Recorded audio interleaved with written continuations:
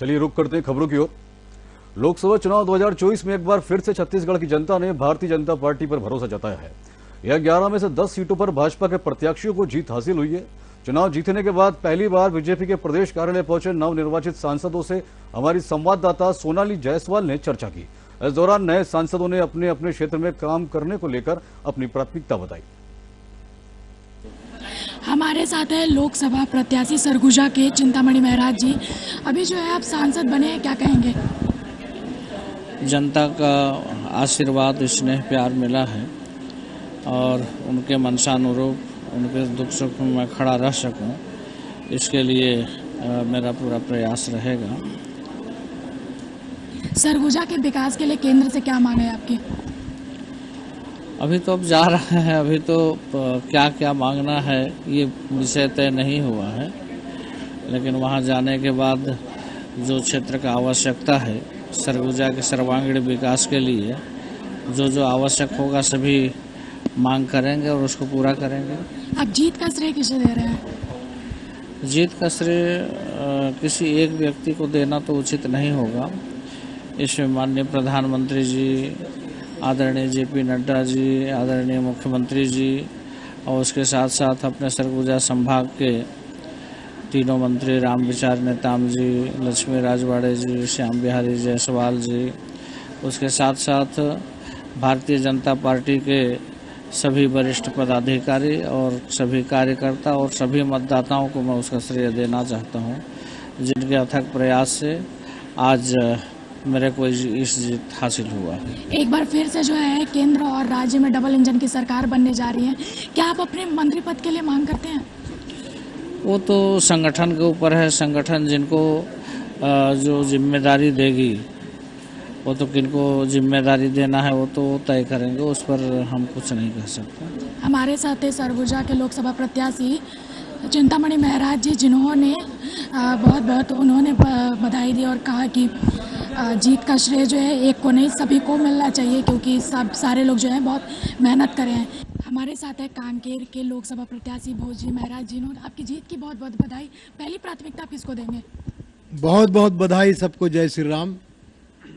हमारी पहली प्राथमिकता आदरणीय नरेंद्र मोदी जी की जो जन कल्याणकारी योजना है, मोदी जी की जो गारंटी की योजना है, ये तमाम योजनाएं गांव, गरीब, किसान, महिला और नौजवान ये सब तक पहुंचना चाहिए। गांव पहुंचना चाहिए सरकार की योजना, अंतिम पंक्ति के अंतिम व्यक्ति तक सरकार की योजनाओं का लाभ मिले, ये हमारी प्राथमिकता है। आप पहली बार जो है सांसद बने हैं, केंद्र से क्या मांगे है आपको? निश्चित रूप से हमारा जो कांकेर लोकसभा क्षेत्र है ये काफी सुदूर अंचलों में बसा हुआ क्षेत्र है। अनेक दूरस्थ अंचल में गांव हैं। सभी गांव तक केंद्र सरकार की योजनाओं के साथ साथ वहां तमाम विकास का काम दिखना चाहिए और दुगुनी गति से निश्चित रूप से आगे चल के विकास कराएंगे। आपको जो है कड़ी मेहनत करनी पड़ी और 11 में से 10 सीट लेकर के आई है आपकी सरकार, क्या कहेंगे उसको लेकर के? कड़ा संघर्ष और कड़ा मेहनत के बाद जो फल मिलता है वही सबसे मीठा होता है। हमारे देवतुल्य कार्यकर्ता, जनता जनार्दन पार्टी के शीर्ष नेता और हमारे तमाम गांव में रहने वाले कार्यकर्ता सब लोगों ने कड़ा संघर्ष और मेहनत किया, इसलिए मैं उनको बहुत बहुत आभार व्यक्त करता हूं, साष्टांग प्रणाम करता हूं। डबल इंजन की सरकार फिर से बन रही है, क्या मंत्री पद के लिए आपका कोई मंशा है? नहीं, मैं तो पार्टी के एक संतरी हूं और संतरी की तरह ही काम करना चाहता हूं। धन्यवाद। हमारे साथ है जांजगीर चांपा के लोकसभा प्रत्याशी कमलेश जांगड़े जी। आपको तो जीत की बहुत बहुत बधाई और पहली प्राथमिकता आप किसको दे रहे हैं? धन्यवाद। सबसे पहले अपने राष्ट्रीय नेतृत्व और प्रदेश नेतृत्व हमारे विष्णु देसाई जी को देना चाहती हूँ। उनके नेतृत्व में, हमारे छत्तीसगढ़ के मुखिया विष्णु देसाई जी के नेतृत्व में हमारे 10 हमारे सांसद चुन के गए हैं। इसके लिए बहुत बहुत हमारे जनता जनार्दन और देवतुल्य कार्यकर्ता बंधु सबको मैं बहुत बहुत धन्यवाद देना चाहती हूँ। 11 में से 10 सीट लेकर के आई हैं, जिसमें आपका भी नाम है, आप सांसद बनी है, क्या कहेंगे उसको लेकर? ये जीत मेरे कार्यकर्ताओं की जीत है, मेरे भारतीय जनता पार्टी के देवतुल्य और जनता जनार्दन की जीत है। एक बार फिर से केंद्र में मोदी की सरकार आ रही है, लेकिन 400 पार की जो जीत थी लेकिन उससे भी कम आई है, उसको लेकर क्या कहेंगे, क्या कमी रह गई? हमारे मोदी जी की ही सरकार बनेगी, भारतीय जनता पार्टी की ही सरकार बनेगी और हमारे साथ है लोकसभा प्रत्याशी बिलासपुर के तोगन साहू जी। जीत के आपको बहुत बहुत बधाई, क्या कहेंगे आप?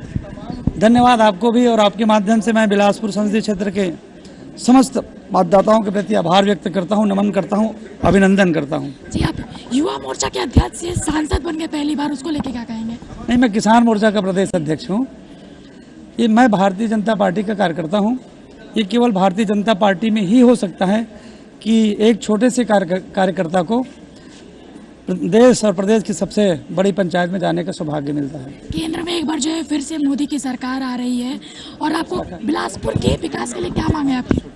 बिलासपुर के विकास के लिए सभी से समग्र विकास हो, बिजली, सड़क, पानी, शिक्षा, स्वास्थ्य, सब करेंगे। हमारे साथ है बिलासपुर के लोकसभा प्रत्याशी, हमारे साथ है लोकसभा प्रत्याशी बस्तर के लोकसभा सदस्य हैं महेश कश्यप जी। आपको बहुत बहुत बधाई।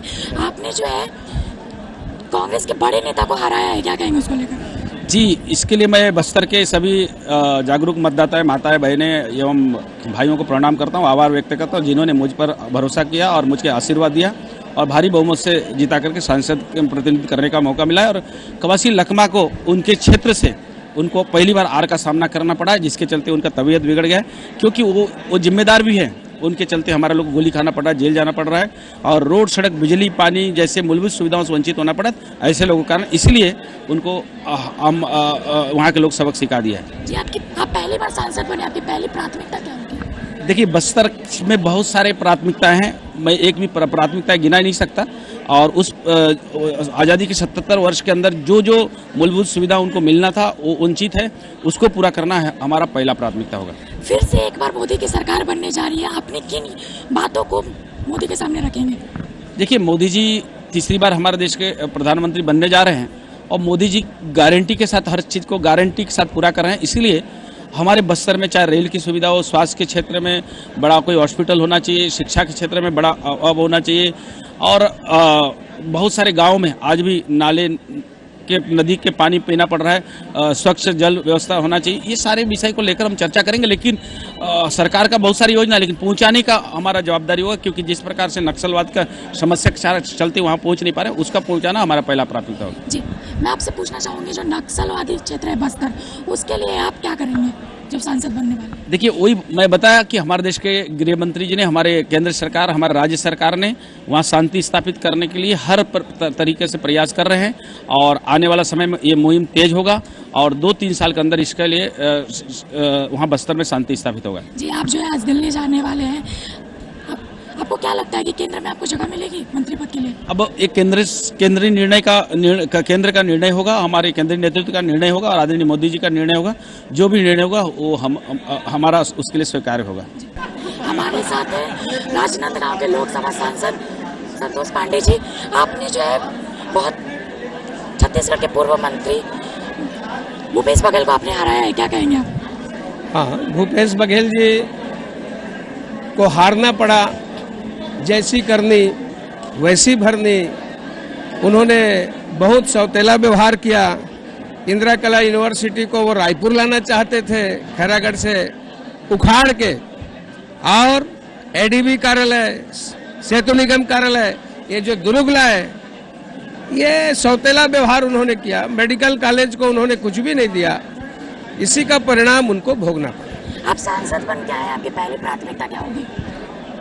एक पहली नहीं, दूसरी, तीसरी, चौथी भी प्राथमिकता है, उसको धीरे से आपको बताएंगे।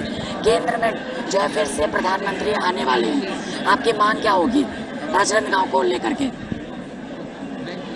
राजनांदगांव के लिए बहुत से काम प्रधानमंत्री जी ने किए हैं। सोलन के क्षेत्र में 950 करोड़ का काम, आदर्श रेलवे स्टेशन 1 नहीं 2, प्रसाद योजना मेरे क्षेत्र में, और ऐसे सड़क देखें तो भारत माला जो है राजनांदगांव से लेकर के चौकी तक मेरे क्षेत्र को टच करता है।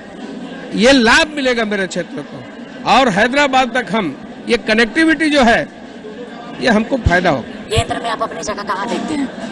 केंद्र में मैं सामान्य कार्यकर्ता हूँ, जो मेरा अधिकारी कहता है मैं उसी को मानता हूँ। बीजेपी कहती थी कि आपकी बार 400 पार, लेकिन वो 300 पार भी नहीं कर पाई, उसको लेके क्या कहेंगे? टारगेट हमेशा बड़ा रखना चाहिए, पार्टी ने रखा था, और हम आज मेजॉरिटी में है, हमारी सरकार बनेगी।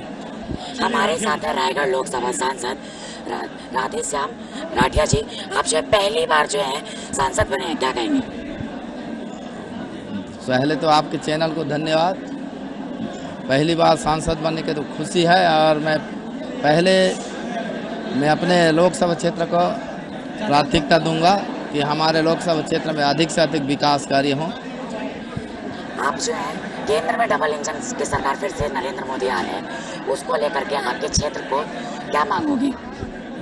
बिल्कुल, हमारे क्षेत्र में अच्छे से अच्छे विकास कार्य हो, समग्र विकास हो। मैं माननीय मोदी जी से आग्रह करूंगा कि पूरे छत्तीसगढ़ वासियों के लिए, हमारे छत्तीसगढ़ को अच्छे से अच्छे राज्य में माने ऊंचाई तक जाए, इसलिए आग्रह निवेदन करेंगे कि हमारे छत्तीसगढ़ को अधिक से अधिक हमारे विकास कार्य के लिए धनराशि प्राप्त हो। पहले आप पंचायत से लेकर के संसद बन चुके हैं, संसद का सफर आगे जो अपने किन बातों को नरेंद्र मोदी के सामने रखेंगे? हम चाहेंगे कि हमारे छत्तीसगढ़ को एक सुंदर छत्तीसगढ़ निर्माण हो, और बेहतर ढंग से अच्छा हमारे छत्तीसगढ़ में समग्र विकास हो, ये भी हमारे प्राथमिकता रहेगी। आप जो है दिल्ली जाने वाले हैं, तो उसको लेकर के क्या करेंगे? हो गया।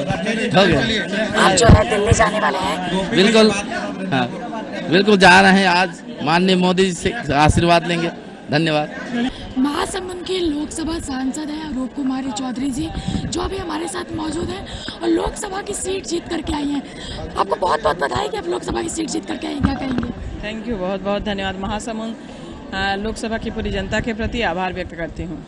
डबल इंजन की सरकार एक बार फिर से बनने वाली है, कहाँ देखते हैं आप महासमुंद की किस मांग को आप रखेंगे?